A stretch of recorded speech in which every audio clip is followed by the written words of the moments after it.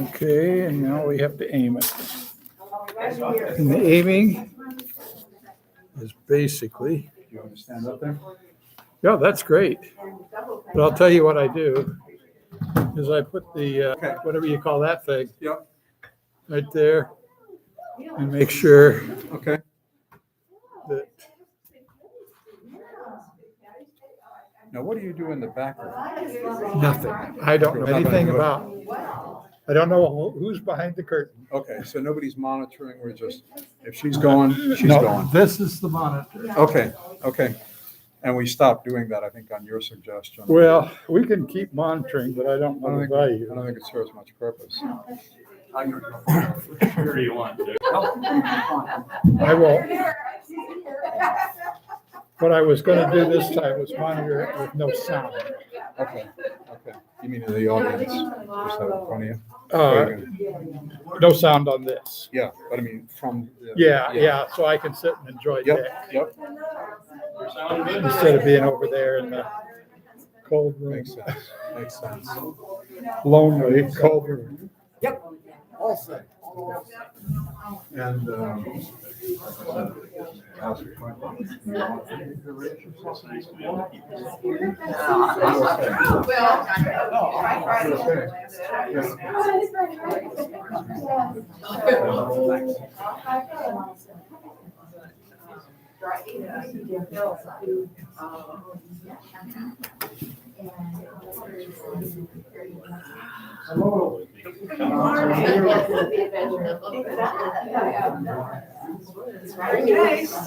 Good morning and welcome to the Unitarian Fellowship of Door County. Enjoy the service.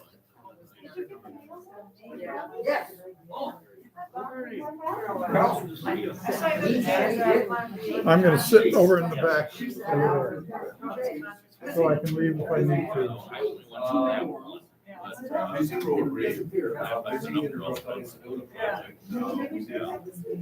Free 2-hour training for sheriff's deputies.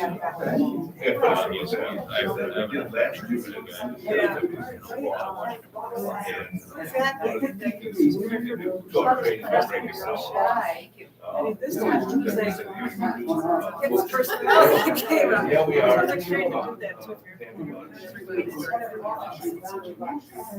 I'm looking forward to this. And I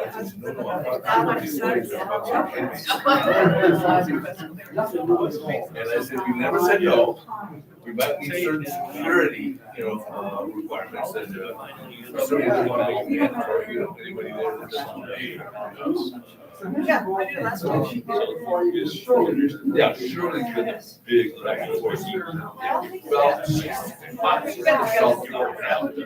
Is she moving, sold their house and they're building theirs, and because the house got for sale on the same lot as her daughter, and something to grandchild there. So she moved down there. Now she still sits in a gloomy, still switching. That's why she started acting, training sessions. So, but she's still active there. Patty Bateman's still on it. Orlando Gaber is on there. On the token bit. She's already in different schools. And still, we got this. We're really happy. She's young. Our age. Very intelligent. So did I get correct? You have a little. We're doing one to women's. Little frog. Oh, little frog? Yeah. That's right. Yeah. What is it? Frogs are laying, no, frogs are water, toads are laying. Is that? That's roughly correct. Roughly. Yeah. I'm pretty rough. Well, I just think that's wonderful that you're ready. Well, we've had it, she, it's been in there since all the plants came in. Yeah. Wow. Well, he obviously he's been eating things from the plants. Well, And you've been watering it. So they don't eat plants. They're carnivorous. oh, so they want love. So Yeah, they were bugs, yeah, so we finally wanted some real ones. Oh, yes.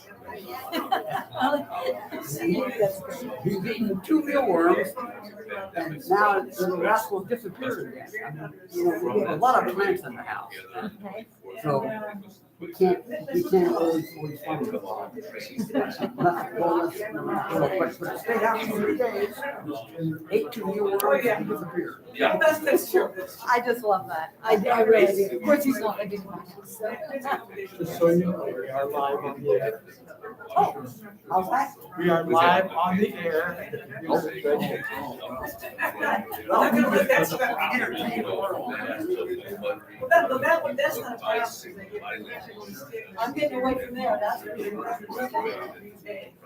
They have to go back to the law. And then basically on the offensive, if something, are you all right? In the meantime, I read a brain aneurysm at the church. She's going to. I mean, you get it. Yeah. No, the meeting off this weekend.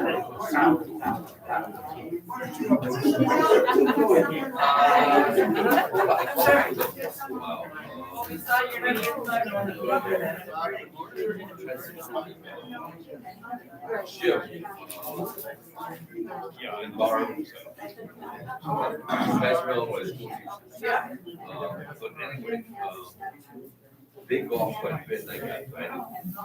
What's going on? Yeah. No. Yeah, I do.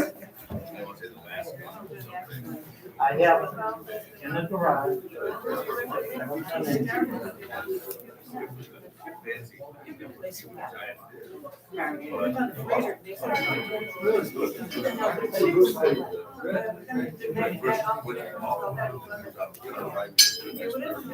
Looks like you're getting a tutorial on how to ring the bell here. I need all the help I can get. All the help I can get. Next day. Hello, Mark. You need help? I always need help.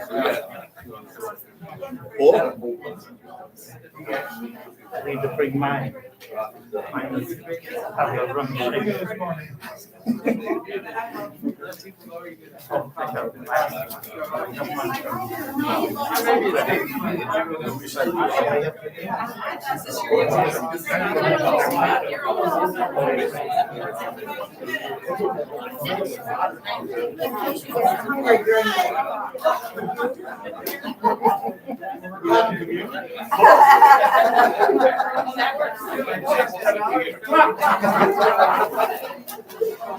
We had a youth group in Concord who did something similar. They passed out corn chips and little things of grape juice. Just passed it out. They didn't call it communion or anything. They just passed it out. Everybody left them in the pews.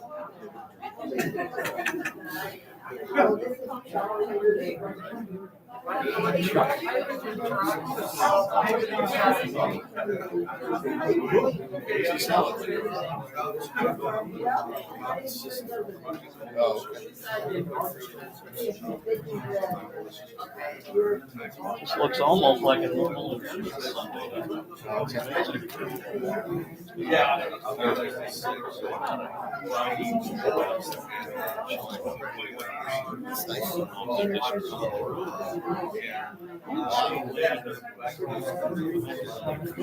Does he get support from the Pantry Collaborative? That's a bonus. We're giving them all a bunch of money. Yeah.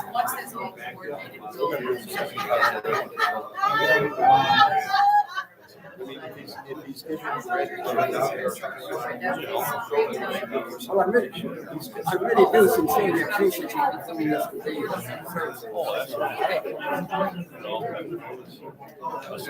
You were assigned that date? For your daughter. Yeah. I took today, Yeah. a while back.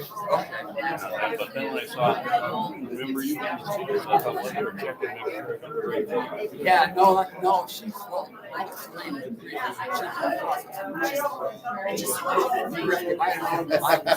You know, I was telling Wilma the story that your daughter was moving from Idaho, and I thought, that's got to be one big step up going from Idaho to Iowa, just in terms of the atmosphere. It's such a 50% Well,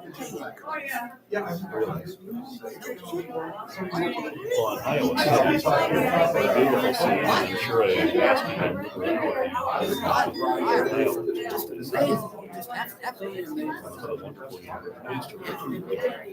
What you did? Several years, I go out there every year.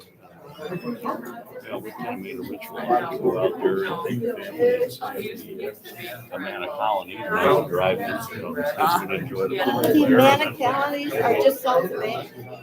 They're just west. Just west. Yeah, not that far. And so I drop everybody off there and I go, what do you do? I did, and I go to the University of Iowa. I did, you know, We need a sound check. A sound check. Yeah. Check it out. we're fine. You okay? What? Pretty good. You can always use me.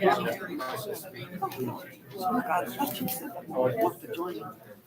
Want to be out here in the conversation. You spoke here a week ago. Huh? So the argument but we're not rolling it out. Hello? But then you say.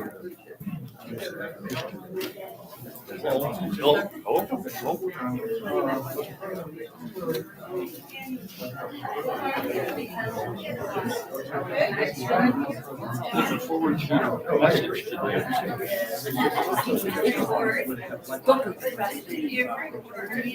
Just remember to get up. Oh, yeah. Thank you. Otherwise,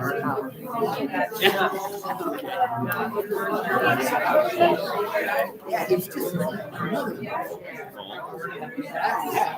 Oh, I see.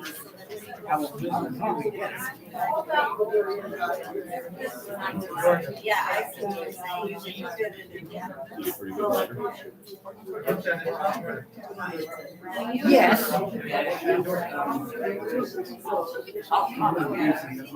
We can be pretty blunt. But that's not to say it's not good. It's just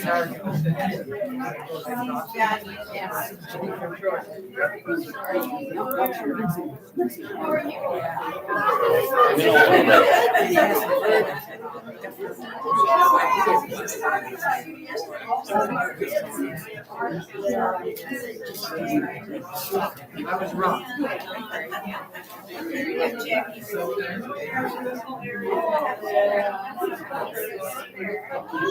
Well, he changed the clock, so we can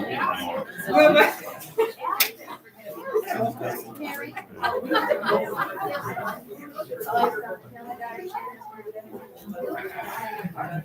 Yeah, well, he's now. I don't know, part-time out in California. Yeah.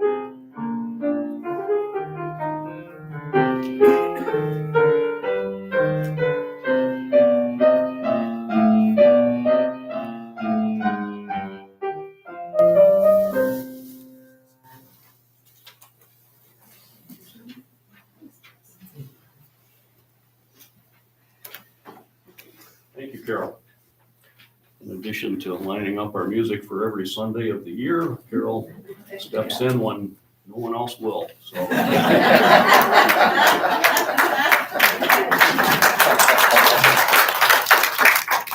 Tried to ask Mike Brudd, but he didn't. Well,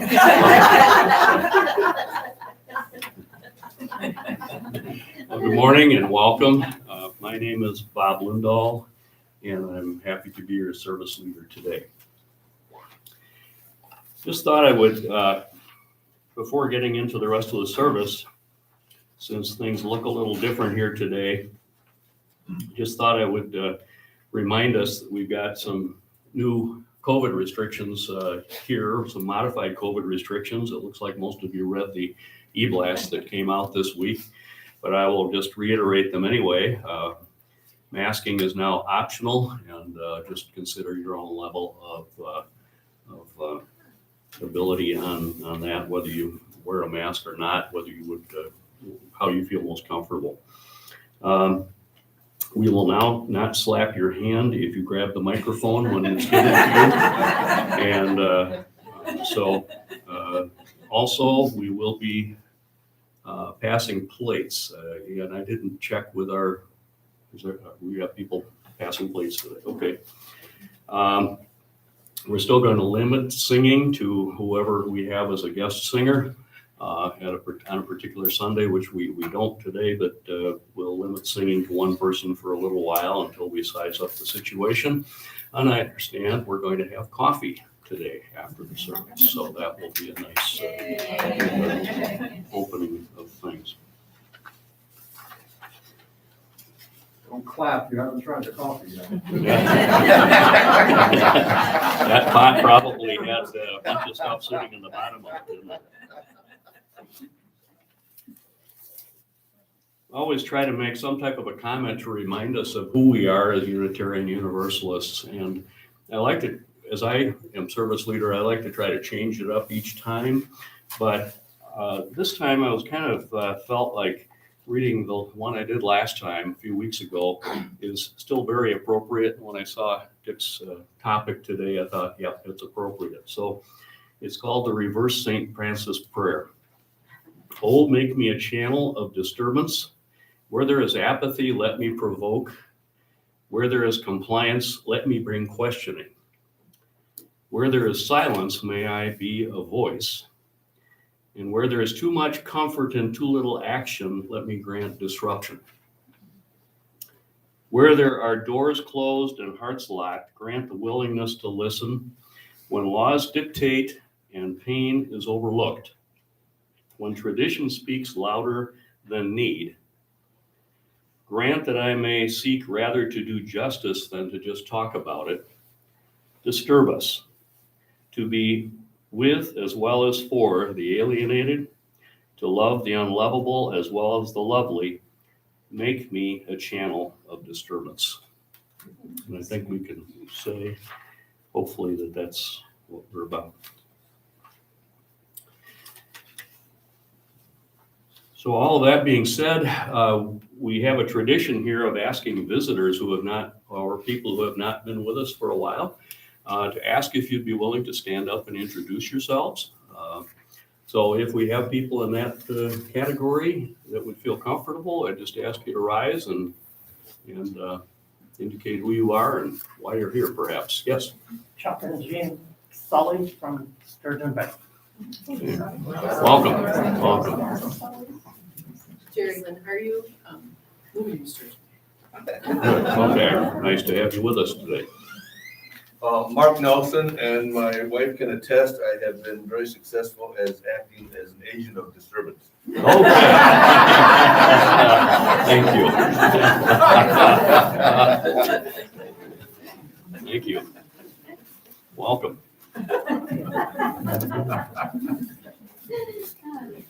Okay, so if we have other announcements, Mary will bring a microphone around that you can take and give your announcement as it comes around. Yes. Many of you may have read in Sunday's e-blast that we have some good news on the Third Sunday Initiative. We've met our goal for the second quarter. early. So we'll be presenting a check for $7,500 to the Food Pantry Coalition of Door County. So thank you. And that gives us an opportunity before we kick off the Q3 Third Sunday Initiative, which won't be until middle of April, to do something special for Ukraine. So starting on next Sunday, we're going to have a month of Sundays for Ukraine. And all collections, unless marked pledge, so unless pledge is written on the check or envelope or otherwise indicated, all of the collections for 4 Sundays, a month of Sundays, will go to the UU Service Committee's Ukraine Emergency Relief Fund. So there'll be more information about that. We have a special service that's being planned for March 27th. More information is coming on that. And also we will be announcing our Q3 Third Sunday recipient, which is going towards a very worthy mental health organization. And we'll be announcing that soon too. Thank you, Marianne. Vicki Ash, or Vicki.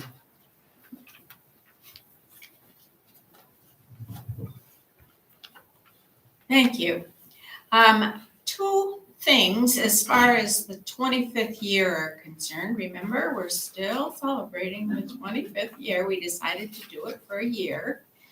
One thing is we are asking people to send photos when you have participated in or have food to the food pantries or did a walk for cancer.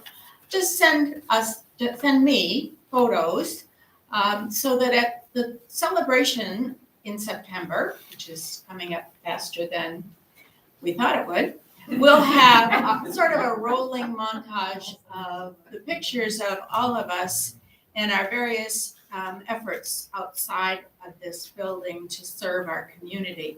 Another part of it, if I can steal this from you, we've been asking people to keep track of their hours spent. And maybe you can just estimate it. It's just a way, we're keeping track of the money through the various initiatives that we've raised. We'd like to see our faces behind, for mine, for example, will probably be behind a quilt that I help make for charity. Or we'd like to see the back of your car full of things for bargains or the food pantries.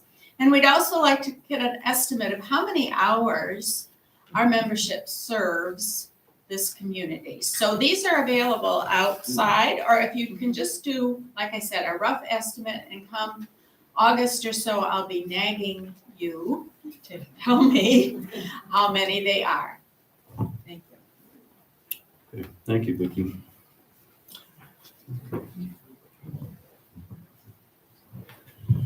Yeah, I'm working with the Sturgeon Bay Rotary Interact and YMCA Interact Club. That's high school students that get together.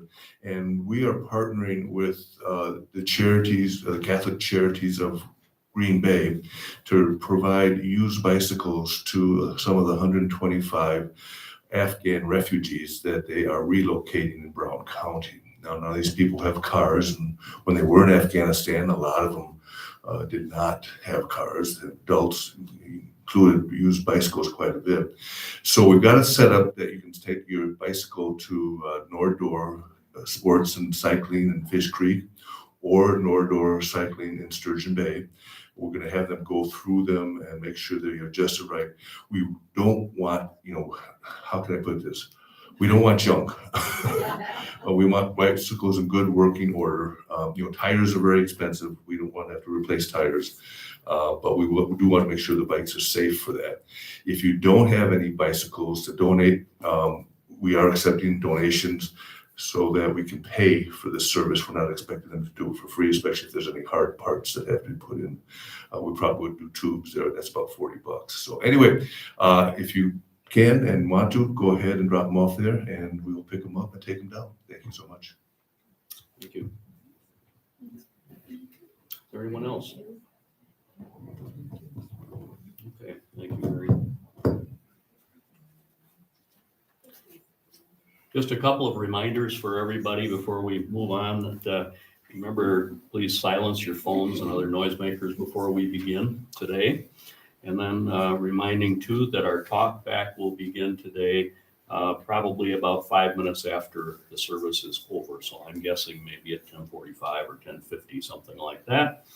We'll meet over here and be joined on Zoom by a few other people in the congregation who might join us that way. So, and we'll conclude that a half an hour after we start. So we're happy to have Dick Smythe here today as our speaker.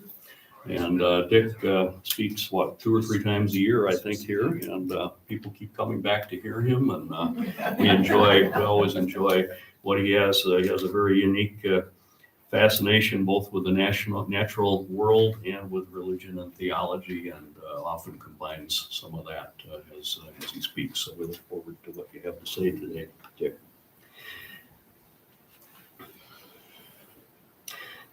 So we're now ready to begin our service, and I'd like to begin today with words from Vladimir Zelensky, and we'll light our chalice from one of the Door County Candle Works candles that they're making for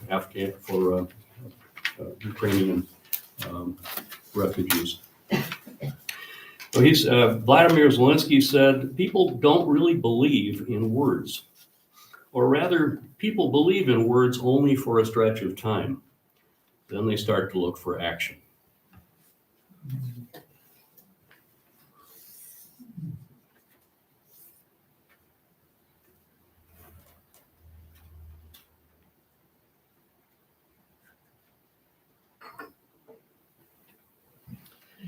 If you would rise, please. If you're able, we'll recite the Unison Affirmation and go into the doxology. We gather together to seek knowledge and wisdom, to explore freely the vast reaches of mind and spirit, to celebrate within the caring community those truths, ancient and modern, which give meaning and direction to our lives.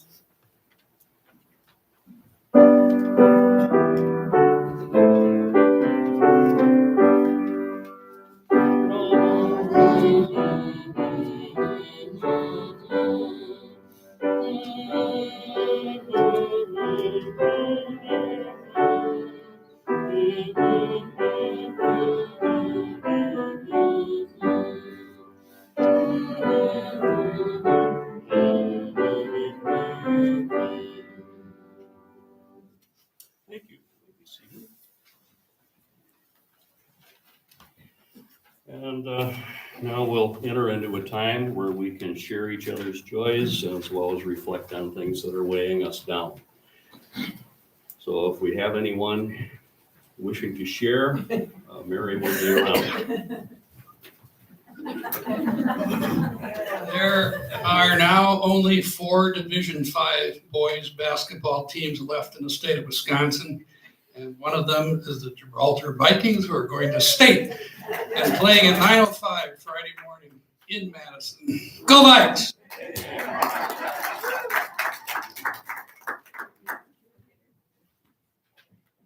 Just to add on to the joy of having coffee today, Hank, this is for you. The coffee is good. There were, I think Bruce and Sarah worked on Friday morning, ran numerous pots of vinegar and water through it until you couldn't smell the vinegar and the water ran through it. So the coffee is good. So that you know, on the far side, the north side under the windows will be the regular coffee and water. On the other wall, on the south wall, will be tea and decaf, so that we can spread you out a little bit more. I should also add, all of the cups have also been sanitized, so I think we're good. My second joy is I just want to let people know that we have just completed our 3rd quarter of Circle Suppers. They continue to be a wonderful way to gather folks together, to learn more about each other, and to share some wonderful food.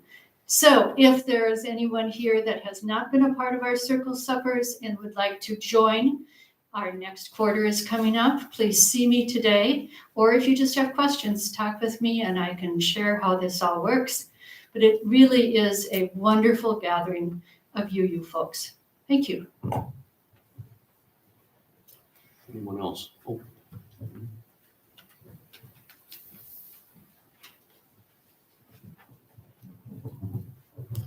Some of you know that tomorrow is Pi Day.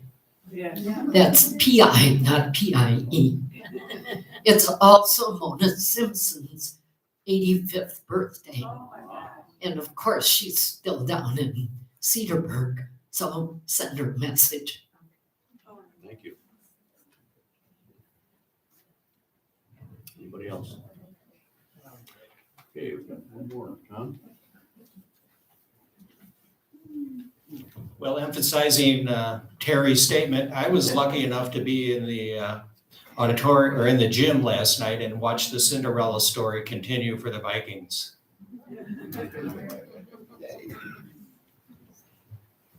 I want to add a note of joy. I think that it is incredibly marvelous that in our fellowship, we have Judy and Mike Bread. They really need to be recognized for everything they're doing to build a voting informed public. Please keep your eyes on the pulse. This week's there's an especially fine ad involving Indivisible and Ukraine, and it's really beautifully designed. Don't know who did it, but thank you, Mike and Judy. Really appreciate you.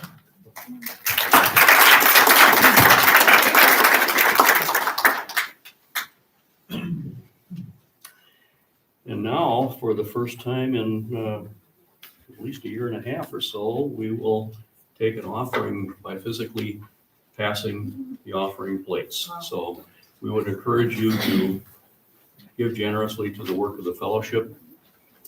And begin.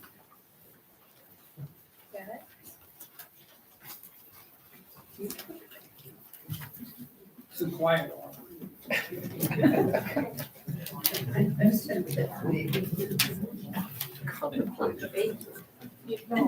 That's what happens when you drop that on your penis right before you take the offer.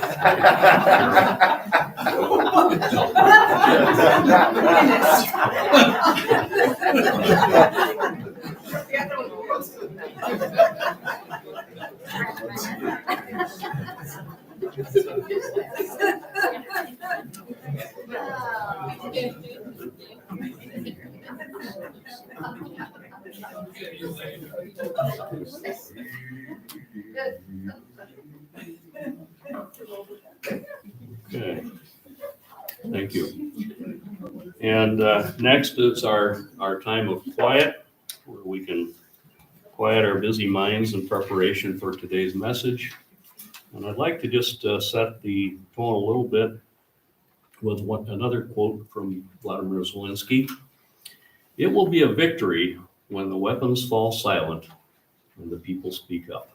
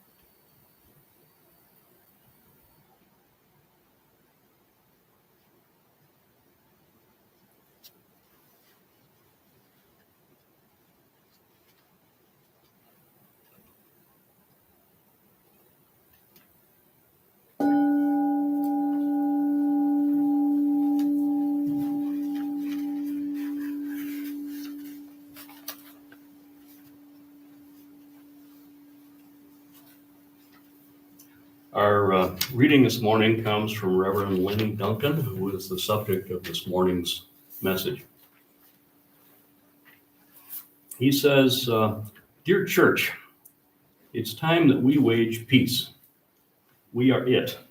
This is the front line. Our educational programs and our pulpits are the tools we have to wage peace in this world. We have to raise a generation of anti-racist children who will turn to teach their children the dangers of the powerful drug that is whiteness and its addictive properties.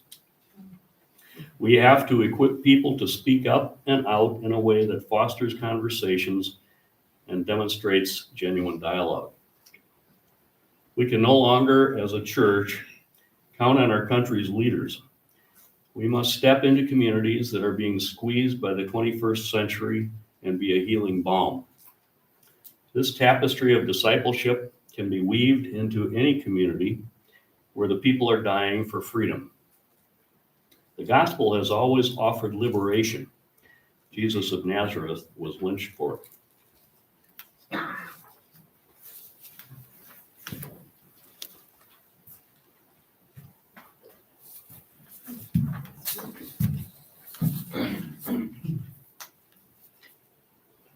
Good morning. Good morning. I was not scheduled to be here today. Our daughter Laura was, but she's in the process of moving from University of Idaho to Iowa State University. And she's got a few things that she has to take care of.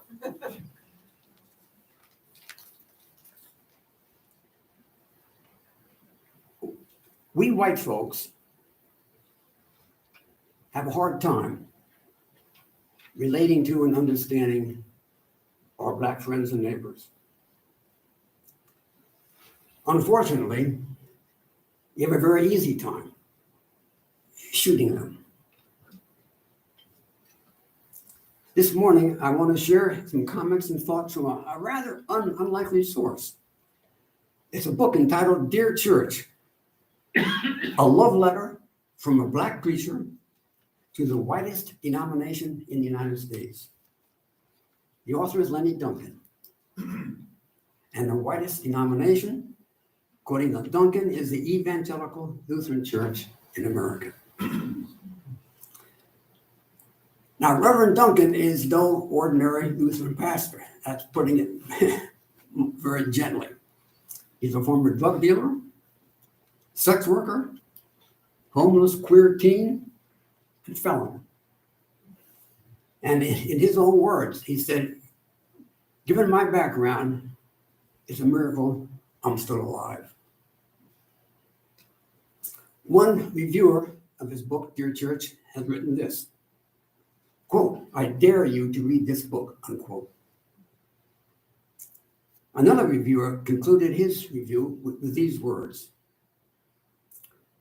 Duncan's prose is difficult to read. It accurately describes the reality that should be hard for us to stomach. Dear Church is the kind of book that creates fissures in its readers, causing their biases to pour out, exposing their faults for all to see. My biggest critique of the book is really more of a concern about its reception. I worry that most of those who need this book, and I include myself, won't have the courage to open it because they're too afraid of being cracked open themselves, unquote. Now, I'm fully aware that some of us do not consider our Sunday morning service to be a worshipful service per se. Conversely, I also recognize that some of us would welcome a more religious or spiritual message, at least on some Sundays. Some of us believe in God, others don't. But despite these differences, I think Duncan has something that we need to hear. And it's not always comfortable. Some of his language is a bit coarse, and he can be quite blunt. For example, he writes, Dear Church, we are cowards. You're too cowardly to name and resist the deep lies and pernicious evils that run rampant in our pews, in our politics, and in our pulpits. And he argues that the church must say something definitive about issues of power and justice. And he emphasizes not only from the top down, but primarily in small groups of like church councils and fellowship halls and parking lots. As one Lutheran pastor who reviewed this book put it, this book is the sermon the church most needs to hear and is most afraid to heed. White supremacy and capitalism hold hands, and the church has made no effort to break that link. The pastor then extends his remarks by saying that Duncan directly addresses every issue that church councils and pastors try to avoid, including not only white supremacy, capitalism, racism, homophobism, reparations for slavery, and the industrial prison complex, unquote.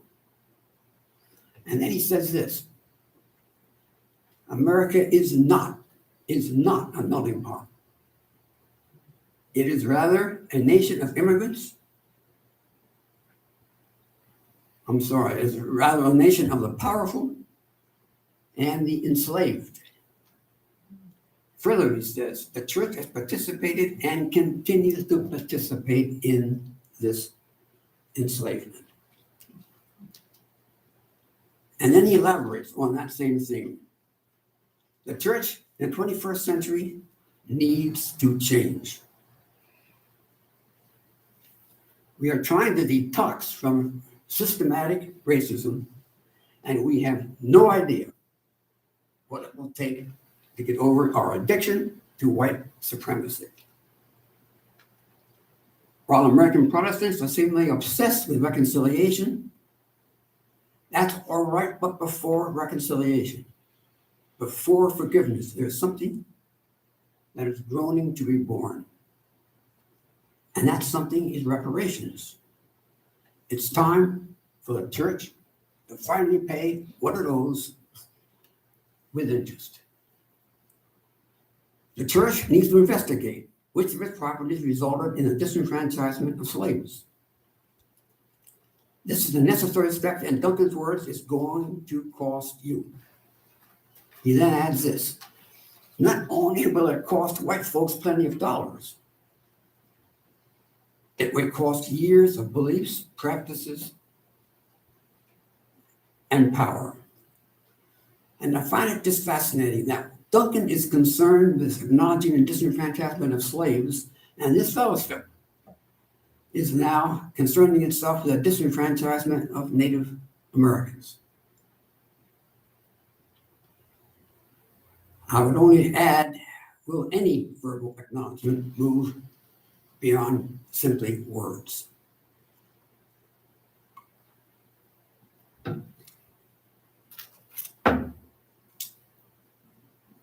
In Duncan's words, the first step toward reparations is to dismantle white supremacy. And this I really hadn't thought of. But he says every day in this country, people of color are informed of their status. How? With death, with rampant gun culture, with the fear of black bodies, and the knowledge that people of color will be held to a much different standard than white folks. Treating people of color with simple dignity in an absence of fear won't cost whites anything. To actively work to bring justice and equality to people of color, that will be costly. And I want to quote another pastor, a retired pastor of the Oak Horse Presbyterian Church in Decatur, Georgia. The impact of race and slavery is so deep that no adequate reparations can ever be made. Yet we must try. Reparations would involve acknowledging the destructive power of slavery and how much of our white wealth was built on slave labor. Now we need to keep in mind, and I hadn't really thought about this. This idea of reparations is not new. The first effort, as far as I know, occurred January 16, 1865. And please note that date, 1865. And who was the major player? General William Tecumseh Sherman, the scorched earth Union general. But this was completely new to me. He met on that day with 20 black pastors, the Secretary of War, William Stanton, and other lay leaders in Savannah, Georgia. And that meeting resulted in his Special Field Order number 15. And that order stipulated, and again, I'd never heard of this, stipulated the confiscation of 400,000 acres of coastal lands running from South Carolina to Georgia to Florida. And those 400,000 acres were to be distributed among former slaves and their families. Unfortunately, 11 months later, it was the same year President Andrew Johnson rescinded the order. Now, that may have been the first attempt, but it certainly was not the only one. For example, our government has partially compensated Sioux Indians for stolen lands. It has also given $20,000 to every Japanese American who was interned during World War II. And it has supported Holocaust survivors in their demands of reparations from Austria and Germany. And since 1952, the German government has paid more than $70 billion in reparations to more than 800,000 Holocaust survivors. And more recently, delegates to the Union for Reform Judaism's Biennial Commission met in Chicago, December 13, 2019, and it voted overwhelmingly to advocate for a federal commission to study and develop proposals for reparations to African Americans for slavery. Now, if funded, would these efforts be adequate? How could they possibly be adequate? How could any amount of dollars compensate for 400 years of slavery? On the other hand, how can we justify ignoring the issue of reparations?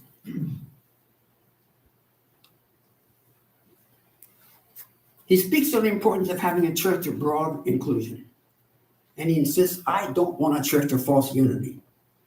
And then he goes on to talk about his siblings. And he describes his siblings as LGBTQIA siblings.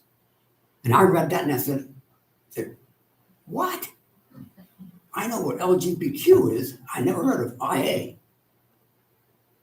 Well, as it turns out, LGBTQIA refers to lesbians, gays, bisexuals, transgender, queers, intersex, and asexual, respectively. And I must honestly admit that I'm still trying to wrap my mind around the implications of some of these designations. He says the church needs to be all about bringing everybody, people, further along the arc toward justice. We must meet our communities where they are. And then in typical Duncan fashion, he says, when did we become so damn afraid? What will it take us to wake up? We need to put our fingers in the bullet holes of a resurrected Trayvon Martin's body. And we need to declare 3 times our love for the immigrant, the sojourner, 3 times, while keeping the ICE agents, the immigration agents, out of our sanctuaries. Now, for me, the most haunting chapter in the book, Dear Church, is a chapter where Duncan analyzes a couple things. First, he speaks about the reality that he and Dylan Root. Now, Dylan Root was a young man who massacred 9 in Charleston. And he and Dylan Root were part of the same theological tradition. And he asked this question: who questioned Ruth's deadly ideology? And if the church didn't question it, or won't question it, who will? Who will? Now, here's the stage setting I expect many of us remember. June 17, 2015, a young white man walked into a Bible study at Mother Emanuel Church in Charleston, South Carolina. He sat in a circle as Black people shared with him the gospel message they were studying that week. Now, Bible study has always been a key part of the Black church experience, and it is taken very seriously. And at this point, Dunkley relates a personal story that I would invite you to consider. He says this: at Jehu's table, which is where he serves in Brooklyn, an older woman came up to me during my first few weeks with a complaint. And the complaint was this: I didn't leave any room in the church bulletin to take sermon notes in. And she and several dozen others have been doing this for years.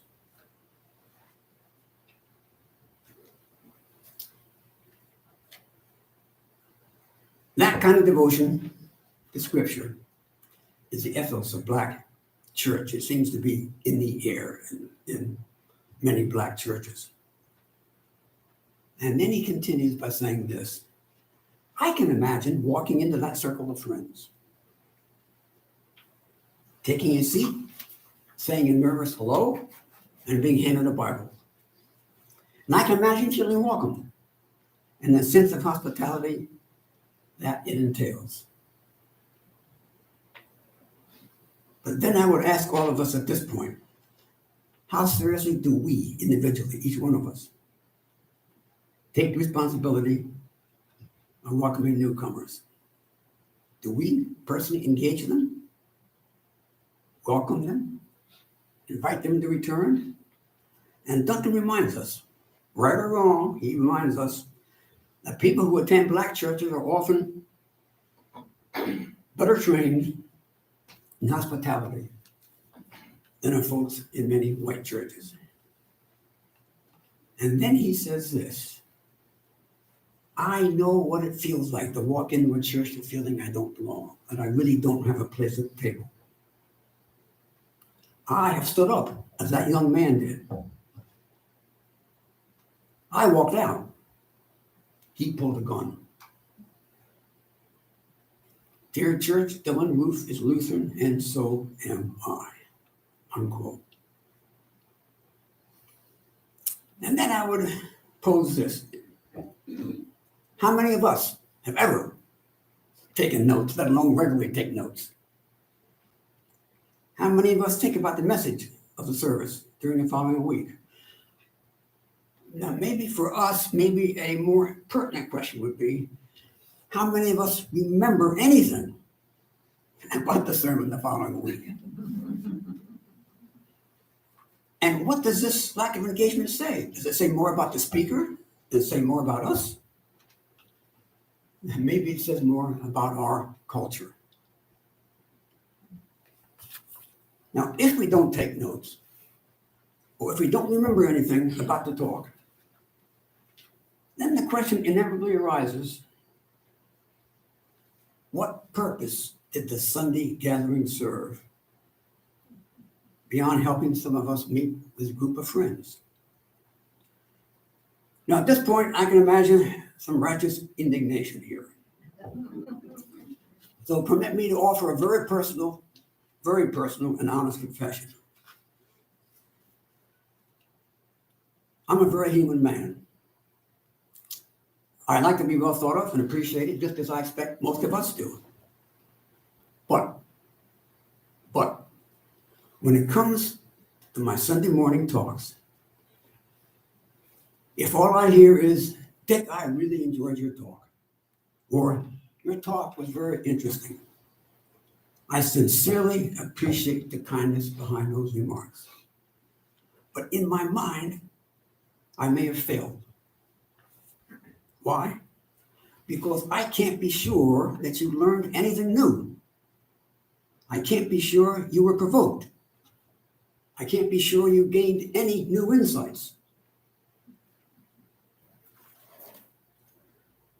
Now, we in this fellowship don't pretend to engage the Bible, seriously at least. Okay, so be it. But then how do we expect to benefit, to grow, to learn from what we hear on Sunday morning? Now, maybe that's not even the relevant question.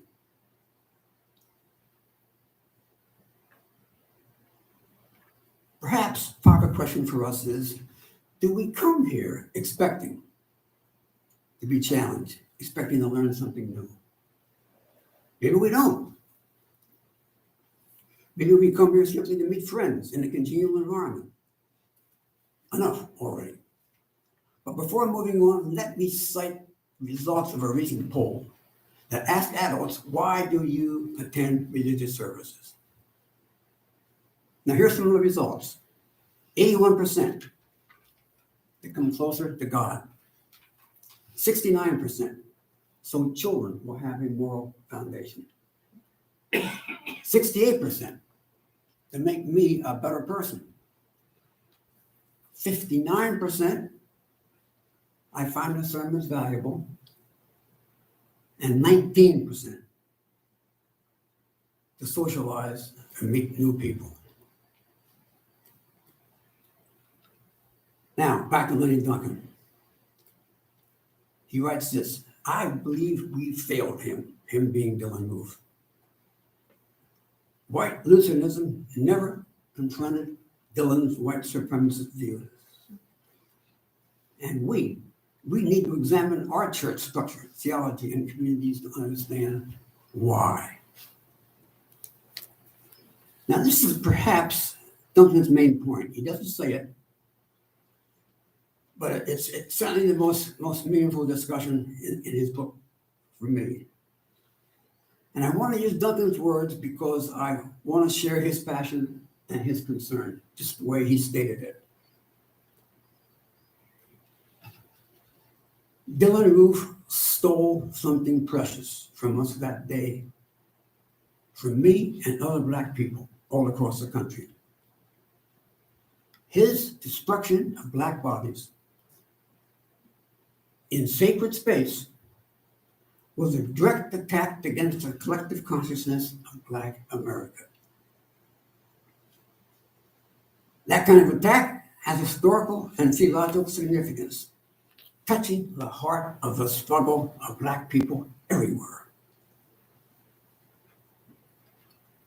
It brought back recollections of church bombings and the lynchings of Black preachers. It was a reminder that even when you worship in your own church or are ordained as a minister, you aren't safe. White supremacy and whiteness can touch you even there, surrounded by your own people. And a historical site has been known as a safe haven for young folks for centuries. You aren't safe. That was a message Black leaders in the church received that day, loud and clear and written on our very souls. You aren't safe. Now he believes, like Martin Luther King, that riots are the voice of the unheard. And then he says this, even as a teenager, Duncan came to believe that he would never be heard. He came to believe he would have to work 5 times as hard as white people. He came to believe he would be noticed only for the destruction he wreaked on the physical world. He came to believe he was only quantifiable by property damage and prison sentences.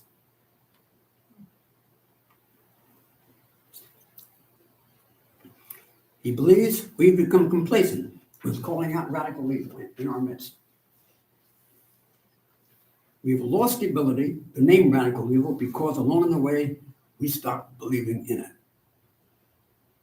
I read that and I thought, I wonder, did the storming of the U.S. Capitol, January 6th, give many of us an example of evil in our midst?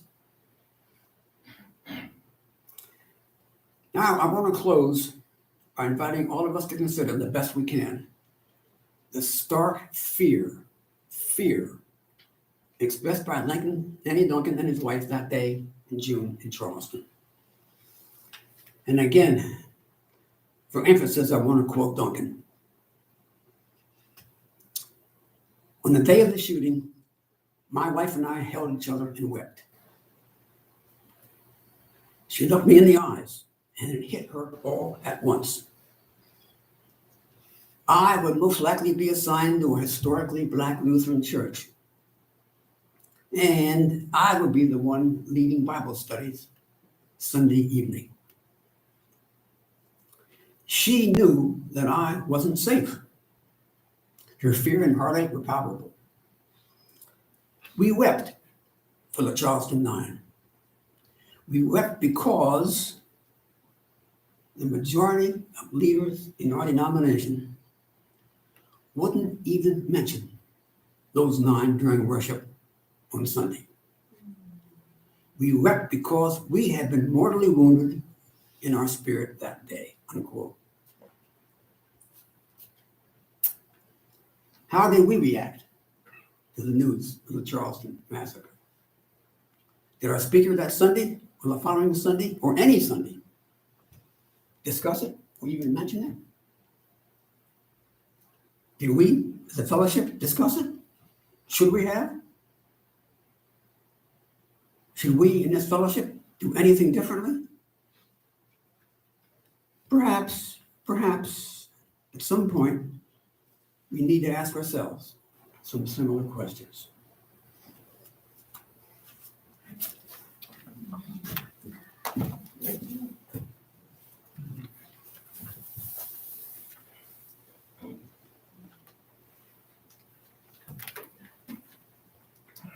Thank you, Dave.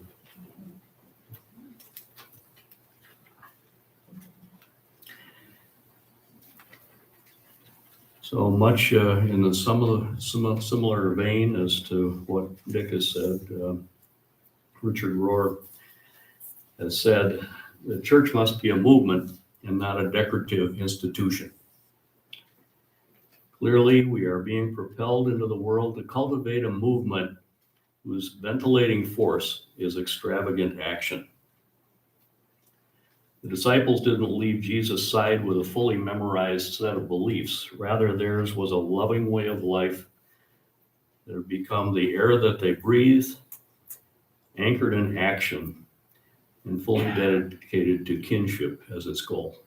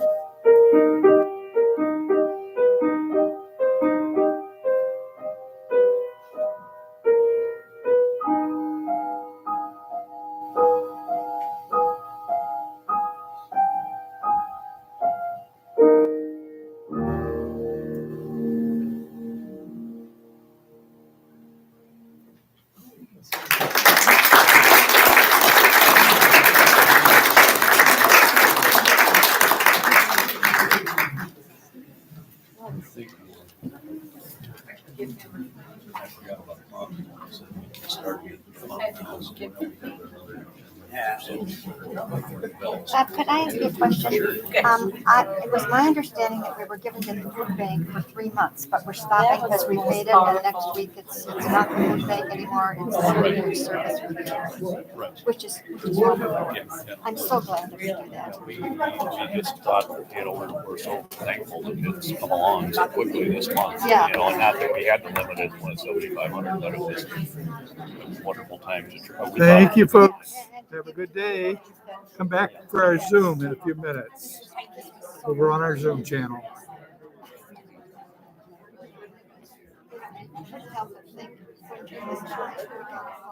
Yeah.